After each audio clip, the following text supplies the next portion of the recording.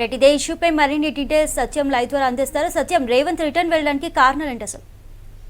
Delhi airport దాకా తిరిగి హైదరాబాద్ రావడానికి వచ్చిన సీఎం అభ్యర్థి రేవంత్ రెడ్డి మళ్ళీ తిరిగి ఎయిర్పోర్ట్ నుంచి కాంగ్రెస్ నేతలను కలవడానికి ఫోన్ రావడంతో ఆయన తిరిగి కాంగ్రెస్ నేతలను కలవడానికి మళ్ళీ వెళ్ళినట్టుగా తెలుస్తుంది. అయితే ఇప్పటి వరకు క్యాబినెట్ కూర్పు సంబంధించి ప్రపోజల్ సంబంధించి కూడా ఉదయం నుంచి వరుసగా పార్టీ నేతలతో రేపు ప్రమాణ స్వీకారం రావాలంటూ కూడా సోనియా గాంధీని, ప్రియాంక గాంధీని, రాహుల్ గాంధీతో వరుసగా భేటీ అయిన రేవంత్ రెడ్డి ఇక మంత్రివర్గ కూర్పు సంబంధించి అధిష్టానంలో ఉన్న కేసీ వేణుగోపాల్, అదేవిధంగా డీకే శివకుమార్లతో కూడా చర్చించినట్టుగా తెలుస్తుంది. అయితే ఎవరైతే మంత్రివర్గంలో స్థానం ఆశిస్తున్నారో వారంతా ఆశావాహులంతా ఢిల్లీలో ఉండడంతో ఇప్పటి వరకు ఇంకా మంత్రివర్గ కూర్పుకు సంబంధించి 17 మంది మంత్రులను పార్టీ ఎంపిక చేయాలి. దానిలో ఇంకా ఫైనల్ కాలేదు. అయితే ఒక్కసారి అక్కడ ఉన్న నేతల నుంచి ఒత్తిడి రావడంతో రేవంత్ రెడ్డిని తిరిగి మళ్ళీ రావాలంటూ కూడా కాంగ్రెస్ అధిష్టానం పిలిచినట్టుగా తెలుస్తుంది. అందుకే రేవంత్ రెడ్డి ఎయిర్పోర్ట్ వరకు వచ్చి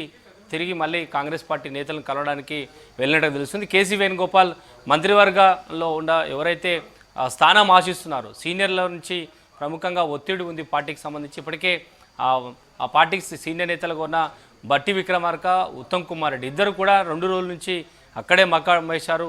ముఖ్యమంత్రి అభ్యర్థి ఎంపిక సమయంలో కూడా వారితో పార్టీ నేతలు చర్చించడంతో ఇక వారు ఎలాంటి శాఖలు ఆశిస్తున్నారు, ప్రధాన పోర్టుఫోలియోకి సంబంధించిన అంశంలో ఇంకా క్లారిటీ వచ్చినట్టుగా లేదు. అయితే రేవంత్ రెడ్డి అక్కడ ఉన్నప్పుడు ఫైనల్ చేస్తే ఇక ఎలాంటి వివాదం ఉండదు. భవిష్యత్తులో రేపు జరిగే ప్రమాణ స్వీకారంలో దాదాపు అందరితో ఒకేసారి ప్రమాణ స్వీకారం చేయిస్తారని కూడా చర్చ సాగుతున్న నేపథ్యంలో రేవంత్ రెడ్డి ఢిల్లీలో ఉన్నప్పుడే పూర్తి క్యాబినెట్ సంబంధించిన 17 మంది మంత్రులపై నిర్ణయం తీసుకునే అవకాశం అయితే కనబడుతుంది. అందుకే ఈ అంశంపై చర్చించడానికే రేవంత్ రెడ్డిని తిరిగి మళ్ళీ ఏఐసీసీ ఆఫీస్కి రావాలని పిలిచినట్టుగా తెలుస్తుంది. అయితే ఇప్పటి వరకు పార్టీలో చాలామంది అంటే రేపు జరగబోయే ప్రమాణ స్వీకారంలో ముఖ్యమంత్రి 5 మంత్రులు ప్రమాణ స్వీకారం చేస్తారా, లేక ముఖ్యమంత్రి, డిప్యూటీ సీఎంలు ప్రమాణ స్వీకారం చేస్తారా, లేదా 10 మంది మంత్రులతో రేపు మొదటి ప్రమాణ స్వీకారం చేస్తారనేది మాత్రం ఇంకా క్లారిటీ అయితే లేదు. సీఎం అభ్యర్థి మాత్రమే ప్రస్తుతానికి కాంగ్రెస్ అధిష్టానం ఫైనల్ చేసింది. డిప్యూటీ సీఎం ఉంటాడా లేదా ఒక క్లారిటీ లేదు. దానిపైనే బట్టి విక్రమార్క, ఉత్తమ్ కుమార్ రెడ్డి ఇంకా ఢిల్లీలో మకాం వేసినట్టుగా తెలుస్తుంది.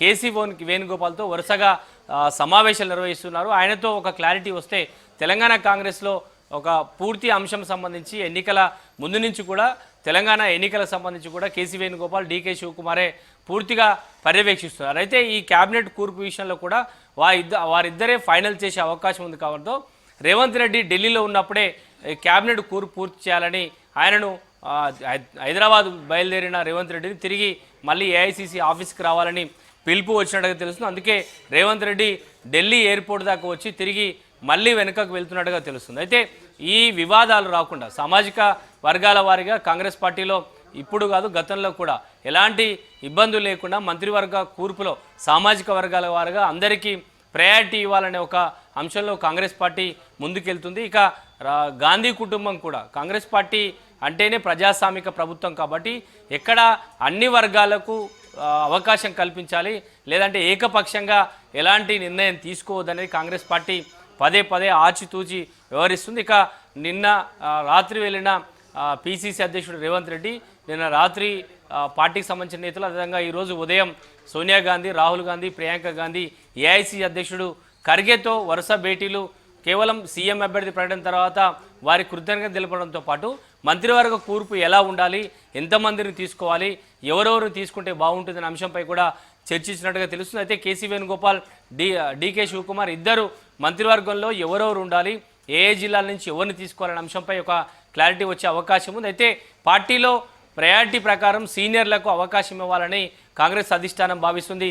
గత 2 ప్రభుత్వంలో కాంగ్రెస్ పార్టీ కోసం పనిచేసిన ఎమ్మెల్యేలని, గతంలో గెలిచిన ఎమ్మెల్యేలను కాంగ్రెస్ పార్టీ ఇప్పుడు వారికి అవకాశం ఇవ్వాలి, మంత్రివర్గంలో స్థానం కల్పిస్తే కాంగ్రెస్ పార్టీకి భవిష్యత్తులో కూడా మరింత పార్టీకి లాయల్టీగా పనిచేస్తారు. కాబట్టి వారికి అవకాశం ఇస్తే ప్రభుత్వంలో పరిపాలనలో కూడా ఎలాంటి ఇబ్బంది ఉండదు.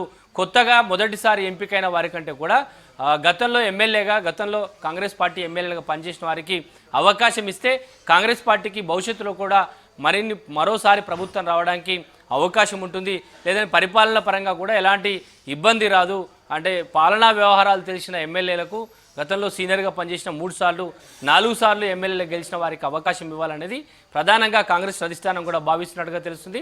అందుకే రేవంత్ రెడ్డితో చర్చించడానికి ఒకసారి ఆయన తిరిగి హైదరాబాద్కి వస్తే ఇక్కడి నుంచి ఫోన్లో మాట్లాడడం కంటే కూడా ఢిల్లీలో అక్కడే సీనియర్లు లేదంటే మంత్రి పదవులు ఆశిస్తామని ఉన్నారు కాబట్టి అందరితో చర్చించి ఫైనల్గా రేవంత్ రెడ్డికి చెబితే ఇక రేపు జరగబోయే ప్రమాణ స్వీకారం తర్వాత కూడా ఎలాంటి ఇబ్బంది ఉండదనే రేవంత్ రెడ్డిని ఎయిర్పోర్ట్ దాకా వచ్చిన వారిని తిరిగి మరోసారి పార్టీ ఆఫీస్కి రావాలని పిలుపువచ్చినట్టుగా తెలుస్తుంది. ఈరోజు సాయంత్రం రాత్రి వరకు మంత్రివర్గ కూర్పుపై ఒక క్లారిటీ వచ్చే అవకాశం కనిపిస్తుందని చెప్పొచ్చు Chandrika. Right, thank you Satyam.